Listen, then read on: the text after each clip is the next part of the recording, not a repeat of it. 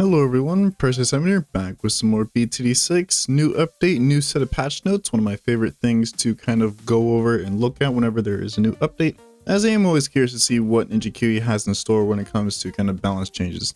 That's honestly kind of my favorite part about the updates themselves, is more so the balance changes and what they add versus the actual content, bosses and whatnot.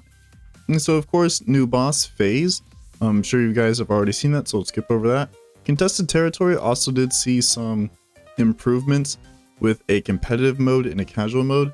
I still don't believe this will make contested territory actually fun, or people actually still want to do it, as contested territory is just kind of a boring game mode in my personal opinion. Also, there is a new skin, Lifeguard Brickwell. They actually changed the design on Brickwell's shirt just because the Red Cross of War was apparently a war crime to have on, since Brickwell does shoot and do stuff. I guess you can't really have that in terms of war.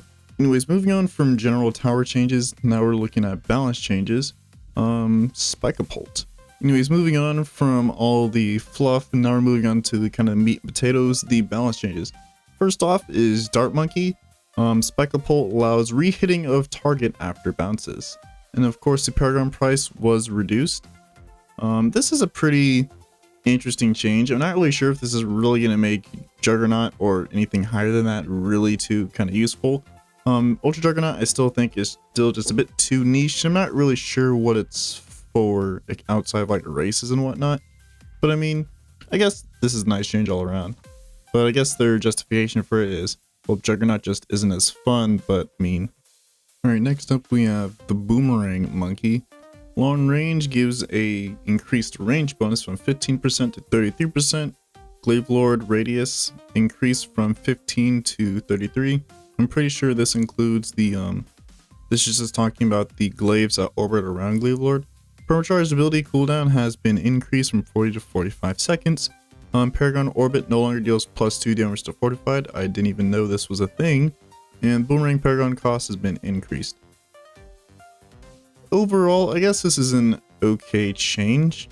I mean, I don't really see the point of increasing the kind of range of, long range rangs, as I still think in general, bottom crosspath is just kind of the preferred crosspath for boomerangs anyways. I kind of feel like 052 Permacharge is honestly better than 250 Permacharge, even though yeah, Permacharge can use the increased pierce. The increased damage I feel like is a lot better than the increased pierce you get. I guess they did decide to kind of nerf it a little bit. Permacharge is still really good tower overall, so this is kind of a whatever change. I mean, you could just stall with ice pretty easy. This I don't really think will do too much, just because I didn't even know this was a thing, and +2 damage isn't really a whole lot of damage anyways, so it's kind of whatever. And I'm pretty sure the reason why they increased the price of Boomerang Paragon is so that way Dart Monkey now ends up being the cheapest Paragon instead of Boomerang, which I guess makes sense. Anyways, for the Bomb Shooter, really big bombs now pushes back balloons by 10 units. This is a really interesting change, and I think this will be a pretty fun one to kind of test out, as I don't really feel like Top Path Bomb was really used all that much. I didn't really have a niche where I felt like it was kind of really needed, to be honest. Balloon Impact has an increased stun duration. That's a good change to always see. Balloon Impact again. Top Path Bomb in general is just kind of bad in my opinion. It just doesn't really have a kind of use, to be honest. Balloon Impact also pushes back balloons on every hit in addition to the stun. This is a pretty good stalling option now. And I think this might be pretty good for kind of, stunning and just slowing down kind of super strong in late game. So that should be pretty fun to kind of test out as well. And Balloon Crush now pushes back Moabs by half this amount, so by 5 units. That should also be pretty cool. I wonder if it affects all the way up to ZOMGs. I'm assuming yes, just because Balloon Crush can knock back, ZOMGs. But I find it weird that Ninja Kiwi doesn't have separate amounts for the different types of Moab class balloons. I think Balloon Crush should push back Moabs a lot farther than it does ZOMGs, but with this change here, it doesn't really matter. Moabs and ZOMGs get pushed back by the same amount. Recursive Cluster Pierce Multiplier was increased from ×3 to ×4. I believe the amount was ×6 before, so I guess they cut it in half. I still think Recursive Cluster was still pretty good, especially against, like Bloonarius and round 63 and all that. So I mean, I guess it's kind of a whatever change, but I don't really use recursive cluster too much, but you know, I'll take any tower buffs here. Anyways, let's look at attack shooter. This is a pretty long list of changes. Attack zone rate increased from previous tier 25 to 35%. I'm assuming this is attack speed. I think that's what they mean by just rate increase. Attack zone pierce was reduced by half from 4 to 2. This is a pretty kind of significant change, to be honest. Reducing his pierce by half is just really kind of a lot. And it kind of makes me wonder if 025 is now the better cross path now. As before this, like, you know, 4 pierce wasn't really a whole lot with Taxon. Like, Taxon was eating pierce caps, like, you know, all the time. Especially, like, with this change now, just kind of exacerbates that problem. So I feel like now 025 might actually be the better cross path. Although, who knows? I think 205 would be better for kind of single target damage, but just kind of general gameplay, the extra pierce might actually be better. Some Ring of Fire nerfs, they reduce the pierce, especially of the middle cross path. Blade Maelstrom also has its pierce reduced. I guess this is really probably a change for races, because I don't feel like Blade Mail was actually getting pierce capped in normal games anyways. And I'm pretty sure how the pierce is calculated for Blade Maelstrom is that it's pierce per blade. So each blade that Maelstrom shoots out has 120 pierce, which is still kind of a lot. But correct me if I'm wrong, I do believe that's how it works in battles too, but in BTD 6 it might be different, but I'm pretty sure that's how pierce is calculated for Blade Mail. They also reduce the pierce of 140, and 240 remains unchanged. 041 Blade Maelstrom changes the rotation to counterclockwise. That's a pretty interesting kind of change. 041 has longer duration, and so 042 has 4 seconds of duration, which I think is pretty nice and a pretty nice change overall. S-Mail has its pierce reduced, but even still I feel like this only affects races. 300 pierce per blade is still a lot of pierce, and even if it's not 300 pierce per blade, it still is a ton of pierce. You're never really going to get pierce capped in a real game anyways. Again, it got its pierce reduced from 500 to 400. 250 remains unchanged. 051 has more duration, and 052 has 12 seconds of duration, which is pretty long. I think this might give Blade, like S-Mail, close to 100% uptime, as the Blade Mail like ability cooldown wasn't really too long anyway, so like having a 12-second duration is quite nuts, honestly. It seems that Ninja Key wants to nerf Ice Monkey some more, which I guess is kind of a fair, as it's probably one of the strongest support options in the game, to be honest. Arctic Wind Pierce was reduced from 100 to 40. This is a pretty nutty change. Reducing its Pierce by 60 is quite a lot. Absolute Zero remains unchanged, which I guess is fair. Cryo Cannon has a shorter freeze lifespan from 1.5 seconds to 1.2 seconds. I never really used Cryo Cannon, but I have seen it used in like kind of high level competitive play. Basically, Cryo Cannon was just kind of used as a longer range 012 ice. So if you need the extra range, you just go for Cryo Cannon. Top Path Glue will only drop puddles from the first child in the split. Top Path Glue puddles no longer hit camo balloons innately. I kind of wonder why this change is a thing, because if you remember, Relentless Glue could hit, like the puddles it dropped could hit camo. And so I feel like just for consistency's sake, even though like Relentless Glue no longer drops those puddles, I still feel like it should hit camo innately. Especially when you consider that, like, you know, I think for the Plasma Accelerator, there's a monkey knowledge where if you cross the streams, it has a plasma pool that it drops, and I believe that hits camo innately too. And so I kind of wonder why this is a thing, why it just doesn't exist anymore. I'm assuming the reason why is it might just be to kind of an indirect nerf to DDTs, but I mean, camo isn't really that expensive, and if you're kind of bad against DTs, you know, that's kind of a thing you kind of have to work out in your strategy. It's just kind of an odd change overall. I'm not really sure what the purpose of this is, but I guess it's there. Anyways, Relentless Glue Stun now stuns DTs and blue mobs for 0.25 seconds. This is a quite interesting change. I think it's just to increase the support of Relentless Glue. I am curious to see how Relentless Glue kind of works out now. For a while, Relentless Glue was just kind of something I ignored, and honestly sometimes I forget that this tower even exists. But I think Relentless Glue could now be worth upgrading from Mob Glue in terms of support. Sniper farming gets a bit very tedious in the late game when you reach large numbers of supply drops. So Elite Sniper supply drop will now trigger all other supply drop abilities. This is a change that I've been complaining about for forever, and I'm glad it's here. If you remember my Bluenaries video with no farms, I complained about having to spam like the 2 key for like 30 plus minutes just so that way I could farm up all this money. And so thankfully this change here was added, because it gets really like annoying having to keep spamming the same hotkey, because there is no option to be able to kind of use them all at one time. And there's no way I'm going to be spending like thousands of monkey money just to buy tech bots. And of course, Elite Sniper supply drop no longer shares button space in the ability quick bar with other supply drop abilities. So this is a pretty nice change overall. I'm glad this is here, and we'll take any and all quality of life improvements. Anyway, some small tweaks to Buccaneer's long range upgrades to improve its additional pierce benefit for a number of attacks. 101 long range gains plus 1 pierce per projectile, so now it's increased from 1 to 2 pierce. I think this change really only affects carrier flagship, 502 carrier flagship. No one's going for like a 205 trade empire.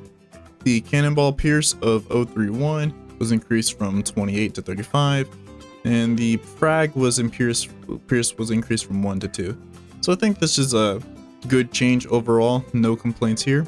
Ground Zero ability has its pierce doubled from 1000 to 2000. I think this is really only again a change for specifically for races. I never really had an issue with Ground Zero being like majorly pierce capped in a kind of real game. It still kind of destroys all the balloons that I want it to. And apparently Downdraft has competed as one of the most debated towers in the game for basically its entire life, for both early and late game. So they're going to reduce its effectiveness against super ceramics and reworking it. So let's see what those are. So the Downdraft tick rate has been increased from 0.15 to 0.22. Downdraft pierce has been increased from 1 to 2. Downdraft ceramic pierce penalty was increased from 0 to 1. Support Chinook Downdraft pierce increased from 1 to 4. Chinook Downdraft rate remains at 0.15. Support Chinook no longer increases pierce blowback. So I think the reason why they are doing this is to kind of, make it not as broken. I think it also, the change came from least tiers, I believe, was also another thing. Least tiers bosses did rely heavily on stalling tactics, especially for elite, in order to be effective. So I think this is the reason why they added this. I'm assuming this piercing buff applies to the darts. I'm not sure if this applies to the the actual blowback itself, but I think it applies to the darts. Ninja Kiwi wasn't actually able to take Laser Shock in the direction they wanted to, and so what they decided to do was the 230 buckshot bonus damage increased from 1 to 2, 240 Bad's shock bonus damage increased from 1 to 3, Bez has its shock bonus damage increased from 1 to 6. So I think this change might make it so that way 203 might be better when unbuffed, and then 023 would be better when buffed. I think that's how it might play out, but who knows? I'd have to do some more testing to see and find out. Overall, I think it's a good change overall, because it's pretty much useless. There's no point in cross-pathing the tower with top cross-path. Attack speed and innate camo is always better than kind of laser shock. I think if Ninja Kiwi wants to make that path really competitive, they could make it to where 203 is able to pop leads. I think that would be an interesting change. It could function as sort of a mib skip, and so you could sacrifice damage, but in return you can skip mib and invest that money into support. So I think that could maybe be an interesting change they could do. Have it to where Laser Shock gives lead popping to the bottom cross path. Alright, moving on to Wizards. Dragon Breast price was increased from 3,000 to 3,300. Summon Phoenix now requires 042 for the Phoenix ability to see camo. Summon Phoenix beloved Phoenix Micro has been restored. I kind of agree with this change here. Deep Breath was really strong for its price. It was a pretty good kind of early to mid game carry. I don't think this is too drastic of a change, like kill it. I don't think it's gonna be dead in the water now, but I guess it's to tone it back a little. And I guess Ninja Kiwi realizes that this community loves to torture itself by doing painful micros, so I guess they decide to add that back now. This is a quality of life change for necromancers, so now the spawn point can now be reset back so you weren't actually stuck with what you had. And they did rework the wizard paragon a little. Each main attack fired drains 50 mana instead of 100. Each phoenix firebomb attack drains 50 mana. Zombie balloon spawn mana cost increased from 100 to 250, and zombie blue's travel in range was increased from 175 to 400 units. I don't really know how good of a change this is. Believe it or not, I still don't have the wizard paragon unlocked. Even though I do have more than enough XP, I just haven't really unlocked him yet. I wanted to do it on camera, but I figured now it's a bit too late to really do that, so I guess I'll just go ahead and do that later. Anyway, Super Monkey got a pretty interesting change. 041 Tech Terror's Balloon Annihilation knocks back any surviving targets by a large amount. Knockback multiplier is 25 and lifespan is 0.2 seconds. Pretty interesting change, especially since, you know, this does make it so that way bottom crosspath Tech Terror can now actually have some use. As before, bottom crosspath Tech Terror is really something you'd only get if you didn't want to spend too much money, or you just didn't have any like camo you could give. 240 is pretty much always better unless you kind of want stalling in some way, as 240 does increase the attack speed of Tech Terror, even though Tech Terror can already pop leads. So you might think, oh well, I don't need Plasmath, but Plasmath does increase the attack speed of the Tech Terror's main attack. Ninja Monkey got some interesting changes. Ninja Discipline no longer grants increased range. Seeking Shuriken now actually gives the range increase. The Sticky Bomb tower range was increased from 40 to 55, and Sticky Bombs plus 50% of tower range was removed. It now matches the base tower. Master Bomber still has full map range. This change, I'm not really sure what the goal of this change is. They say it feels like it does too much. But I mean, giving it to Seeking Shurikens doesn't make any sense either, just because this doesn't affect Balloon Jitsu. You still want to get 401 is still the better crosspath of the two. And I just feel like this turns, like, you know, shinobi strategies into lag machines, since people are going to be going for, like, you know, 032 shinobis, and, you know, having 20 shinobis throwing down caltrops might lag some people's computers. So this just encourages lag, I feel like, and I'm not really sure what the goal of this is. It sounds like it feels too much, but it doesn't really feel too strong. Druid of the Storm gains strong homing. This is pretty interesting. The word strong and homing, you know, might be pretty interesting to kind of see. So that way Druid of the Storm is actually using all of its pierce when it comes to the tornado. Druid of the Storm travel distance was increased from 80 to 100. Superstorm's price was reduced by 5,000. Jungle's Bounty Divine Bramble damage was increased from 1 to 2, and Jungle's Bounty Cash Perform and range was increased from 120 to 130. This is a pretty neat change. I am excited to play with this a little bit, as I do feel like Druid of the Storm does need some love. I don't really see a use for Druid of the Storm still, but I guess it can be fun to use. Superstorm, the price reduced, not really sure what this is for. Reducing the price by 5,000 isn't really going to do too much, as the only time you're actually using Superstorm is probably in, like, you know, farming, when you have farms enabled, and reducing the price by 5,000 with farms doesn't really mean anything. I guess it can maybe help out like Superstorm strategies for chimps, but why are you going for kind of Superstorm strategies and chimps anyways? I guess for fun, but if you're like trying to be optimal, you don't really want to use Superstorm. And I have no complaints about these changes. I think they're pretty nice. Anyways, Spike Factory changes. 401 Spike Mine's blast radius was increased from 30 to 40. 501 Super Mine's explosion radius was increased from 100 to 133. I still don't think the better crosspath is the bottom crosspath. I think increasing the amount of spikes you have will be better. Although in some scenarios, bottom crosspath is better. Like for example, if the map is short, like Ravine, bottom crosspath is better just because you don't actually have a ton of time to build up spikes in the first place. Bottom crosspath Smart Spike's passive ability duration was increased from 2.5 to 3 seconds. So that means your Spike Factory is now going to be producing more spikes at the beginning of the round. The Permaspike's main attack gains +5 pierce, which should be, I think this is +5 pierce. I don't think it's +5 projectiles. +5 pierce, I guess, is pretty nice. I guess this means that Permaspikes probably won't be eaten up by super ceramics, which is what just ends up happening. Permaspike has its pierce increase from 20 to 50, so I guess it's no longer as bad. 105 has its pierce increase from 45 to 90. Permaspike had its damage reduced from 15 to 10. Permaspike attack rate reduced yet again to 4.85 seconds to 6.06 seconds. Permaspike start off round buff duration is 2.5 to 10 seconds. That is an interesting change. I feel like this might be a bit too strong. 2.5 to 10 seconds. I guess they did reduce the attack speed of it by quite a lot, but 10 seconds of just like, you know, spewing tons of spikes at the beginning of the round is quite nutty. But welcome back, Permaspike. You are no longer as bad as you were before. Monkeyopolis had its counter amount reduced. I guess this is fair as it was a bit too strong. Beast Handler changes. This should be interesting. The Orcus price was reduced from 16,000 to 12,000. Allosaurus attack cooldown scale is now point. It went from 0.34 to 0.31.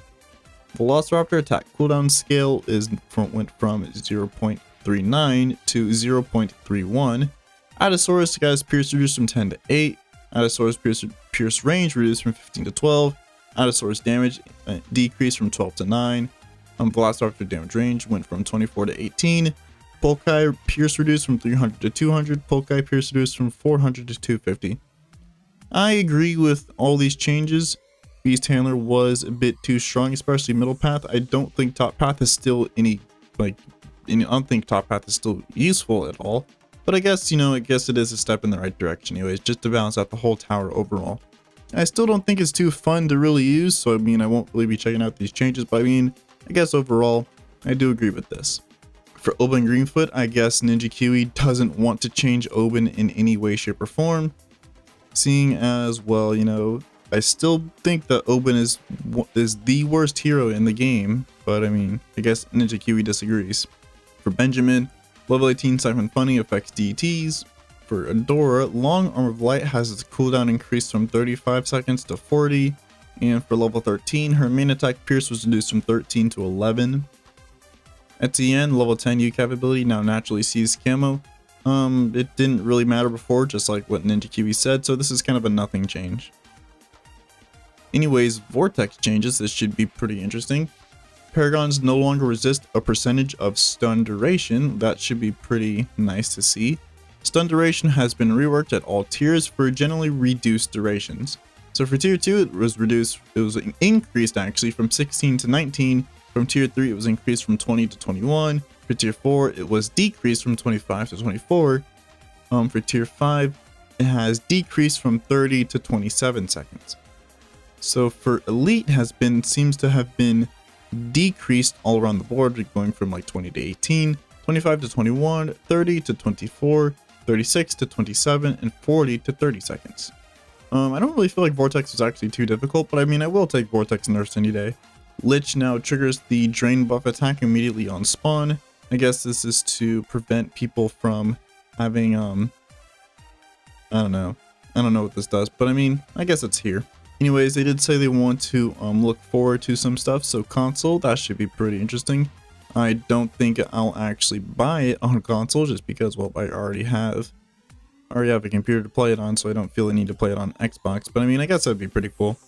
And I guess Ninja Kiwi is saying that the Switch version is not in development yet, even though I feel like Nintendo Switch would probably be the best selling of kind of all the platforms aside from mobile. Just because a lot of kids play on Switch, you know, for the PlayStation, Xbox, those are generally geared towards like older audiences, like, you know, teenager to kind of adult range. And I'm not saying that, you know, Switch is for kids, but generally more kids play on the Switch than they do for Xbox and PlayStation. Or at least that's what I think. And of course, there is a map editors coming soon, so I guess that should be pretty fun. They say they want to have it actually achievable between now and early October, which should be pretty interesting. But anyways, that is the 38.0 patch notes. Overall, I think these patch notes were pretty good. They weren't bad. I still do think there should have been some changes, like specifically for Oban. And I feel like Spectre is just also a pretty mediocre tier 4 as well, and also just some kind of other minor things. But overall, I did like this patch notes, some nice quality of life improvements, some nice balance changes, some nice buffs, some nice nerfs, and everything kind of felt fair overall. I felt like, you know, fair and well deserved. So I think good job with Ninja Cube for this one. But anyways, if you enjoyed, you know, like, comment, subscribe, and join Discord. Link is down below in the description. And have a nice day.